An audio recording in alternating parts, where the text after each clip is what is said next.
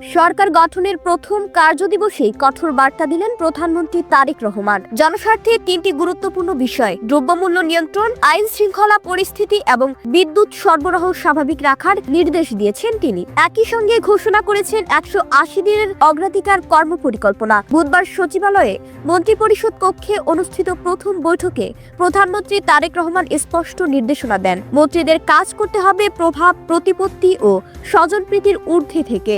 দুর্নীতির বিরুদ্ধে zero tolerance নীতি ঘোষণা করে তিনি বলেন, পবিত্র রমজানে বাজার পরিস্থিতি নিয়ন্ত্রণে এখনই কার্যকর ব্যবস্থা নিতে হবে।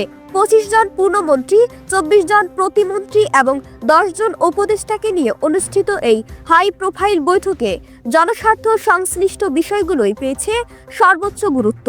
বৈঠক শেষে স্বরাষ্ট্রমন্ত্রী সালাউদ্দিন আহমদ ও তথ্যমন্ত্রী জহিরুদ্দিন স্বপন জানান, সরকার 180 দিনের একটি অগ্রাধিকার রোডম্যাপ নির্ধারণ করছে। আগামী 2-1 দিনের মধ্যে সংশ্লিষ্ট মন্ত্রীরা তাদের কর্মপরিকল্পনা প্রধানমন্ত্রীর কাছে পেশ করবেন। আইন শৃঙ্খলা পরিস্থিতি স্বাভাবিক রাখা এবং জ্বালানি সংকট মোকাবেলায় দ্রুত পদক্ষেপ নেওয়ার কথাও জানান তারা। সরকারের শুরুতেই জনস্বার্থের এই 3 মিশন বাস্তবায়নে কতটা সফল হবে নতুন মন্ত্রিসভা, সেদিকেই তাকিয়ে দেশবাসী।